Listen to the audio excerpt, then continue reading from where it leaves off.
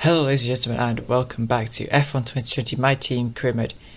Here for the Sochi Autodrome Russian Grand Prix.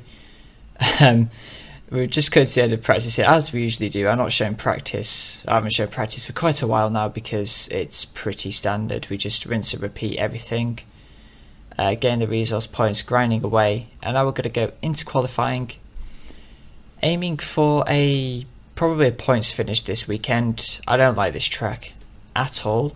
I don't know whether you call that in the intro. So we're going to hopefully try and make the best of what's going to be a bad weekend and get maybe a few points, maybe try and get into Q2. That could be a push as we're going to cut to the end of our first fire map in qualifying one. Currently I think we're running, it was 3-6 wings, so pretty equal car. Now one of the main issues I had in practice and in the race was this corner coming up here. It's, as you can see, well there you go, that's the main issue. It's actually running over the curb there. It's in the braking, the rear end was very loose, so I believe I upped the rear wing by a couple of clicks to counteract that, as we actually go P3 on a 130.7, but that's only good enough for P40, so we're going to start another lap now right to the death of the session. But yeah, that corner was an absolute nightmare to deal with, just because the car was very unstable going into it. That could be something to do with the weight distribution of the car. I didn't have any problems with that in the actual league race I did in Russia quite a few months ago now, so that could just be a career mode thing. But anyway, onto our final lap. We're going through turn 3, going to turn 4 now. There's a good run through turn 4 that's gained us just over a tenth and a half. Go through sector 3, we're green on our first lap, and we're coming out this corner. We get a little snap of oversteer. We were actually gaining time, but we've lost a bit now thanks to that oversteer. Could have cut the inside of that corner a little bit more, but nevertheless we're gaining time, constantly gaining time through this sector. We actually don't have a good run through that left-hander, so we've lost a bit of time. Go through this right-hander, we have a very good exit that's going to gain us at least a tenth, go down this back straight. And then coming into sector 3, we're hopefully going to have a slightly better run of things, as we're currently 2 tenths up on Perez's time. I think we're in the drop zone at this point. No, we're one place outside the drop zone. I believe everyone has actually finished their lap, so I think we're safe, but we're going to complete this lap nonetheless, as now we see we're gaining massive amounts of time. We're gaining 4 tenths. We didn't have a great second part of that corner because coincidentally sliding wide actually helped us because of the wide exit, but as we come through the final corner, it's a 4 tenth improvement, and that is going to put us in P13. So Q1 a pretty decent showing. Yeah, I'm not going to say I'm disappointed with 1.3 seconds off the pace. If I can get around the McLarens in qualifying 2, then I'll be happy. I don't want to be starting like a back end of, well, I want to be starting at P16 where Jack is. And we're 4 tenths ahead of Jack, so it's getting close to the end of the season now. I would be hoping that all of the effort we're putting into Jack would make him a bit better. But hopefully he can show his colours in the race. Sort of deciding what to do with Jack at this point, but anyway. As we come to the end of our first lap in Q2, that puts us P14. There was actually only used a set of soft compound tyres, so no need to worry about this. You can see we're actually coming to the end of our final lap in qualifying 2. The session has ended. We're 8 tenths up because of these fresh soft tyres. It's a simple one stop soft medium, so no need to worry about strategy. We crossed the line. Nearly a 9/10 improvement, but unfortunately it's only good enough for P13 again. So not the best. I mean, it's certainly not bad. I mean, look at the gap. It's 1.2 tenths of a second, so it's not the end of the world. We certainly have the pace to potentially get points. We do beat Carlos Sainz, so that's going to help us in the rivalry, but hopefully we can make up those positions in the race. Like P7, it's 2 tenths, nearly 3 tenths, so the grid is quite small. Jack has actually improved his time quite considerably, so maybe I was a bit harsh on him at the start of Q1. Maybe he's just learning the car and the track. But anyway, looking at the rivalry, we are currently beating Carlos Sainz by 3 points with 5 races remaining, so all is going well.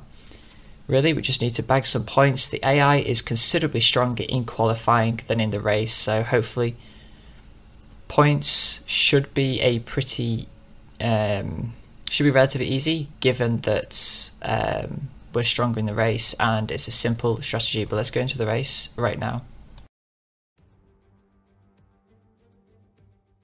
Welcome one and all to today's Grand Prix here in southern Russia. A beautiful location besides the Black Sea, and a race that has been dominated so far by the Silver Arrows. Mercedes have won here 6 times in a row since the first Sochi Grand Prix in 2014. Someone else muscle in on that record here today. It's time to go racing then at the Sochi Autodrome, where the long run down to the heavy braking zone at turn 2 is one of 2 DRS zones around this 3.6-mile circuit. The other, of course, down into turn 13. 18 corners make up a lap here today, with an average speed somewhere in the region of 130 miles an hour. Anthony Davidson also joins me in the commentary box today. Let's start by getting your take on Daniel Ricciardo. He is never far away, and indeed they'll be starting out of position today due to a power unit component change. So it's going to be a difficult task to move forward from there. Everyone has to deal with penalties or reliability issues from time to time throughout their career. You just have to suck up the pain and get on with the job at hand. Today isn't about performing a miracle to put the car back where it should be. It's about effective damage limitation. With the race minutes away from starting, here's what today's grid rundown looks like. Good job yesterday from Valtteri Bottas. The fence starts from pole position, and it's Lewis Hamilton alongside. Looking at the rest of today's grid, we have Vettel, Verstappen, Charles Leclerc and Perez, Albon, Stroll, Norris and Esteban Ocon, Fiat, Red, Pierre Gasly and Sainz, Aitken, Raikkonen, Daniel Ricciardo. They'll be starting further back after an earlier grid penalty. And Antonio Giovinazzi, Magnussen, Grosjean, Russell and Nicholas Latifi. And with lights out just moments away, it's time to go down to the track. So Daniel Ricciardo having a 10-place grid penalty promotes us up into position 12. Arguably that's not going to help us because we're starting on the dirtier side of the track, but then again we have the insiders very long run down to officially turn 2, but realistically it's turn 1. We're doing a simple soft medium strat. We've overfueled the car because we're going to be using a lot of rich, and we've got 5 red lights to start the Russian Grand Prix, and it's lights out and away we go. We get a relatively decent start, especially compared to Ocon. We actually might be able to get him, and Kvyat as well. Going down into turn 2, we're going to be to point overtake here because all of the AI are overtake gamers. And looking to go for a massive lunge up the inside of everybody. We could have maybe lunged Perez and Albon a bit more, but I didn't want to risk the car as our compromise run actually makes us yield the position to Stroll. And you can see they're using overtake through turn 3 now, because, you know, why save it when you can just deploy it all in the first lap. But we're currently up to P9. We've gained 3 positions on the opening sector, so that's a good start. And now we're going to try and hunt down, as we get our first track limits, we're going to go try and hunt down the racing points. Track limits are going to be a massive issue in this race because it is Russia. We are running with strict corner cutting rules. As we come across to start lap 4 now, Stroll has been dropped by Perez a bit. He still has DRS, but the slipstream is going to be slightly less efficient than what it is for me. So we're going to go around the outside of Lance Stroll here, deep on the brakes, slow the car up just enough, and then we get the position. Surprisingly, the brakes aren't as bad as what the game makes them out to be. I think it just, some tracks it's slightly worse than others because of like the speed we're carrying. We don't have any brake upgrades, but once we get those, this thing will probably stop on a knife edge. And as you can see, we're going around the outside of Perez now, doing exactly the same thing we did to Stroll, the Racing Point boys, getting mugged by Chunga's car racing here, or at least myself. Don't know where Jack is in this race, he's probably further back mixing with the cars. But we're into P7 now, onto lap 9, or in lap 9 rather, and lap 10, I believe a few people are actually pitting. Verstappen, Vettel, Pierre Gasly's out of the session due to a mechanical failure. Hamilton's also pitted, and we're going to be pitting this lap. I believe we're pitting this lap, as yes, we come to lap 11, we're going to be pitting this lap. And this race is heavily boring because I mentioned this in my live stream the other day, it is Russia. It is just a big DRS train and I shit you not, if you can go back and watch the standings, literally there are no overtakes between the 2 Red Bulls and the 2 Ferraris that have literally connected themselves together to make a human centipede. They do not overtake each other, like, at all, until like later on in the race. It's ridiculous, but hey, you know, that just means I can't catch up to them, which was all fun for me because this was an absolutely boring race. But yeah, we're coming out of the pits now. We're coming out in P11. Perez pitted the lap before and he's gained a bit of time on us, but you see we're 3 seconds behind Albon, Verstappen and the 2 Ferraris. So it's going to be difficult for us to actually close to the back of them. It's now contact 12. The rest of the soft runners have pitted, including my teammates. That's going to promote us back up into P7. And now Perez, because he got the undercut, whilst tyre wear isn't a massive issue around here, the undercut does give you an advantage. So Perez is going to be quite close to the back of us, as we actually nearly hit the wall there, focusing on what Perez is doing. But he gets quite close to the back of us. He can't make anything work though. And now we're going on to lap 20. We're just going through all the laps really. Perez he's sticking with us. I mean, he's trying to get past us. We're having to burn a lot of overtake to keep him behind. But I mean, that's probably the only position you're going to get. Is actually we've gained a lot of time through the first corner on Albon and Vettel because they're battling quite heavily. So that helped me a lot. Vettel's actually been dropped by Albon, so Vettel could potentially come into our clutches if we have the superior race pace over him. He's actually he's actually losing a lot of time. Maybe he's got some kind of issue. Maybe he's out of fuel savings. There's a yellow flag ahead of us. It looks like one of the Red Bulls is going ridiculously slowly, and it's actually Max Verstappen. That was close. It wasn't really close. It was quite nerve-wracking. Verstappen's actually out of this race. He held up his teammates and Vettel on the corner. I came around that corner, all 3 of them were sat on the apex. That was scary, go through there. But that's benefited us. We've gained 2 positions. We're now up into P5. And now I'm going to push ridiculously hard to try and catch Alexander Albon.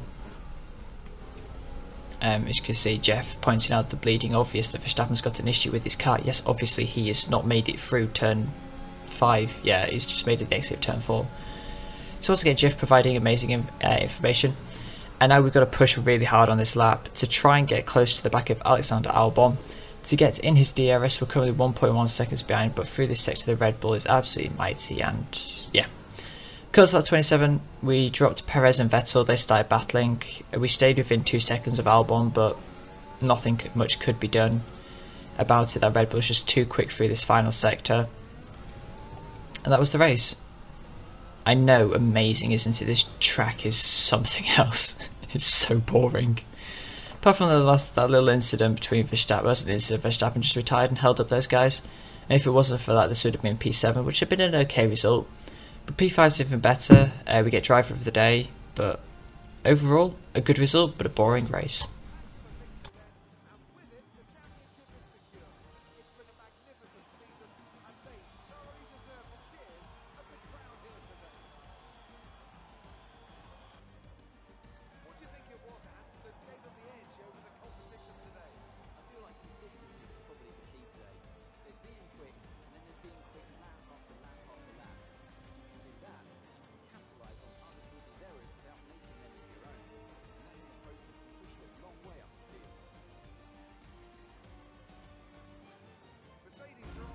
Once again after an excellent race weekend.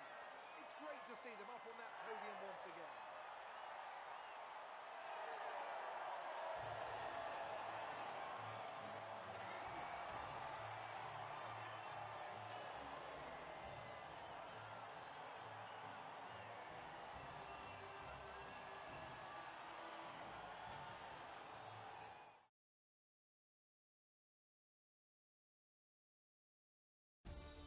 Let's see what effect this result has had on the driver's standings. More points for Valtteri Bottas, further solidifying his lead at the top of the table. After an incredible day of racing, who was your driver of the day, Ant? I have to give it to Red. They fought so hard.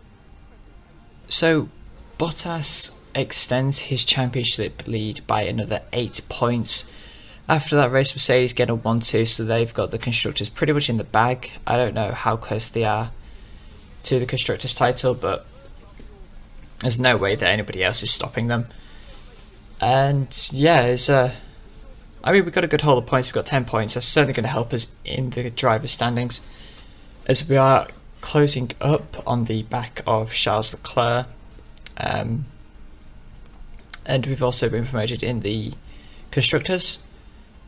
We are now currently 5th place. I actually think we got demoted maybe because of Racing Point. No, we can't have been demoted. Oh yeah, we got promoted. I'm getting confused here. But yeah, it's a pretty dull race, but a good result came of it.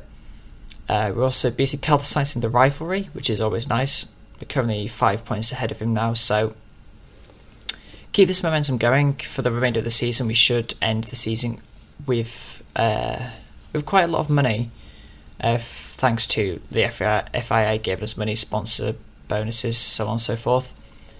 And just for my, well, ego, I would say, when playing this game, or my driver's ego, if there is such a thing, we would get like high place in the championship. If we, I mean, top 10, I think is what it was when we started the season. I don't exactly remember, but we just need to be doing well. And as you can see, we're just renewing sponsors at this point. I can't remember who. I think it was Atlantic that needed renewing, but we're actually going to change it up. We are going to, well, we're going to look through them first, and I want to go with something a bit more difficult than just complete laps.